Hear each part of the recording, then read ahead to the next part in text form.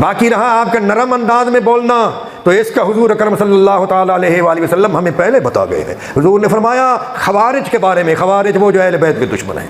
کون خوارج؟ کون ہے جو اہل بیت کے؟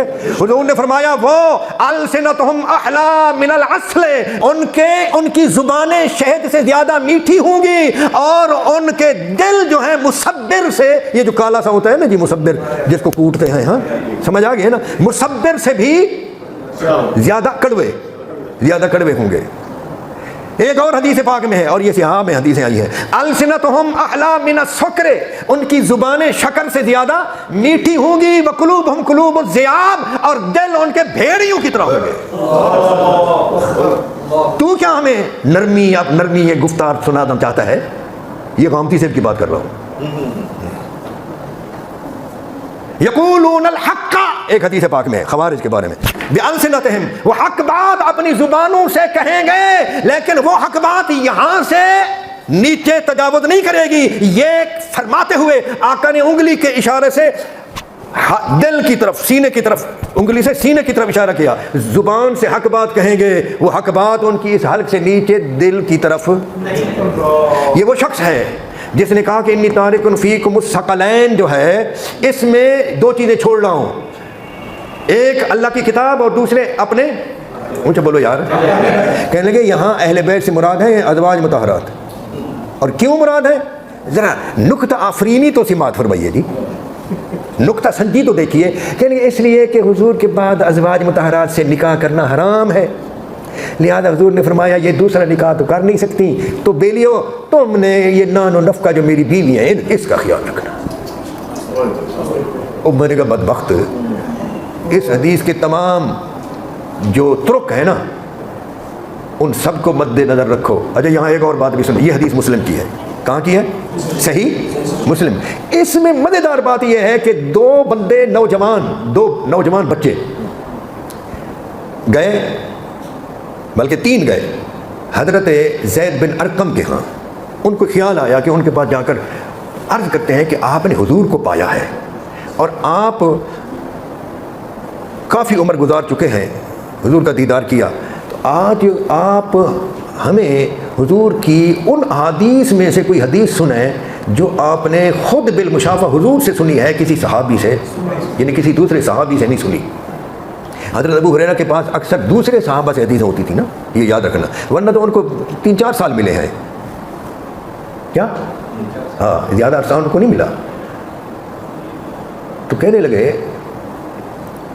آپ ان احادیث میں سے ہمیں کچھ سنائیں۔ تو جو میں عرض کر رہا تھا پتہ کی بات وہ یہ ہے، انہوں نے کہا بابا میں بوڑھا ہو چکا ہوں اور بہت باتیں بھول چکا ہوں، میں تمہیں جو کچھ سنا دوں جو میری زبان پر جاری ہو جائے اس پر تم نے گزارا کرنا ہے، اس سے زیادہ کا مجھے پابند نہیں کرنا۔ یہ کس کتاب کے الفاظ ہیں؟ صحیح مسلم۔ صحیح مسلم کے علاوہ مسند احمد میں، سنن ترمذی میں اور 20 حدیث کی کتابوں میں وہ حصے ہیں، وہ جملے ہیں جو آج وہ بیان نہ کر پائے، اور پتہ نہیں ان بچوں نے کب سنا، اور زید بن ارقم کی وہ احادیث جو مسند احمد وغیرہ دوسری کتب میں آئی ہیں وہ ان راویوں نے کب سنی۔ تو وہ پہلے بھی ہو سکتے ہیں نا، وقت کی بات ہے نا۔ تو ان میں یہ ہے کہ میں تم میں دو چیزیں چھوڑ رہا ہوں، وہ دونوں اکٹھی چلتی رہیں گی، لن یتفرقا، کبھی ایک دوسرے سے جدا نہیں ہوں گی، حتی یردا علی الحوض، یہاں تک کہ دونوں اکٹھے آ کر میرے پاس حوض پر مجھ سے ملاقات کریں گی قیامت تک۔ حتی لن یتفرقا، حتی یہ حتی غایت کے لیے ہوتا ہے کہ غایت مانا انتہا، اور انتہا کے لیے ہوتی ہے ابتدا۔ کیا؟ انتہا کی ابتدا ہوتی ہے نا۔ تو یہ چلے گی دو، ابتدا کب سے ہے؟ میں تم میں دو چیزیں چھوڑ رہا ہوں، ثقلین، یہ ہے ابتدا۔ میں تم میں ثقلین چھوڑ رہا ہوں، یہ ثقلین اکٹھی چلتی رہیں گی، انتہا کہاں ہوگی؟ حتی یردا علی الحوض، یہاں تک کہ یہ دونوں قرآن اور اہل بیت حوض پر میرے پاس آئیں گے۔ اب درمیان میں انقطاع جو ہے،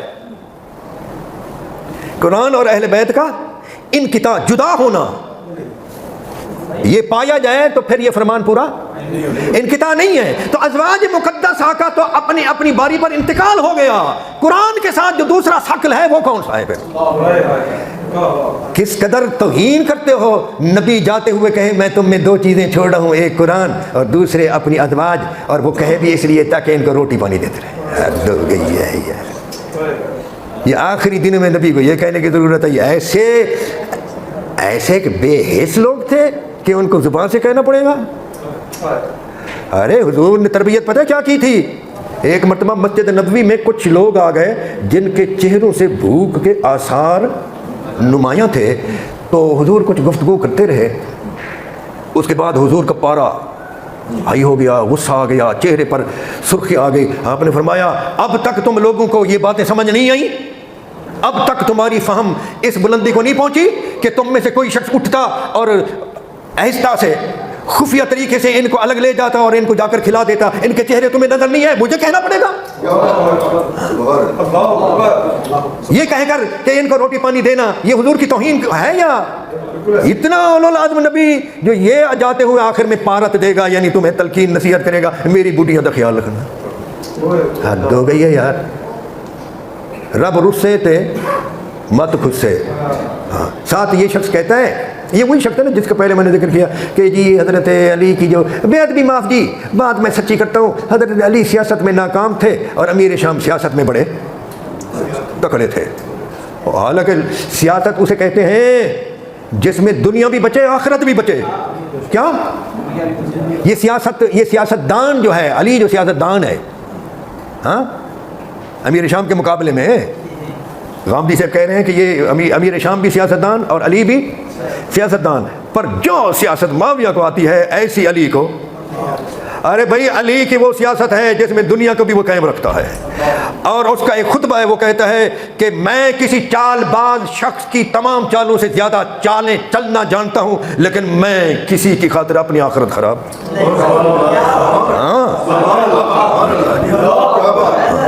اور وہ اپنے ایک گورنر کو خط لکھ رہے ہیں, اور اس خط کا ذکر کیا ہے المرتضیٰ میں علامہ ابو الحسن ندوی رحمۃ اللہ علیہ. انہوں نے لکھا ہے عثمان بن حنیف کو لکھا مولا علی علیہ السلام نے خط. یہ پتہ ہے عثمان بن حنیف کون ہے؟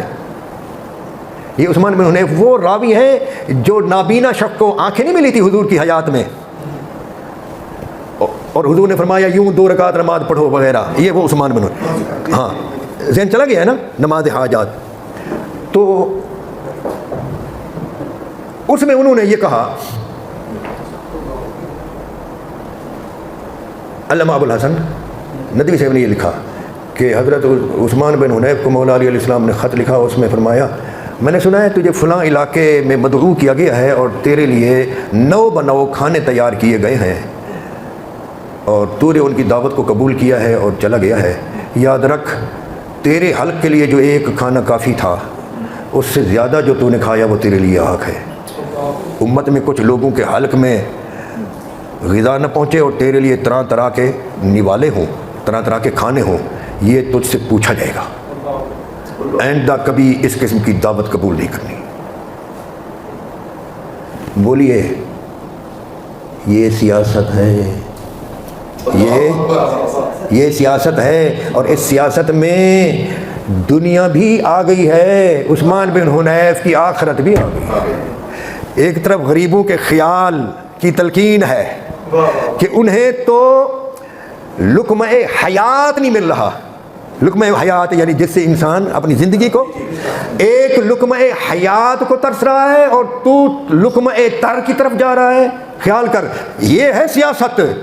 غریبوں کا بھی خیال ہے, عثمان بن حنیف کی آخرت کا بھی خیال ہے. ایسا نہیں ہے کہ دن میں 7 مرتبہ کھاؤ پھر بھی رجو نہیں اور کھاتے کھاتے تھک جاؤ. ابن کثیر نے لکھا ہے.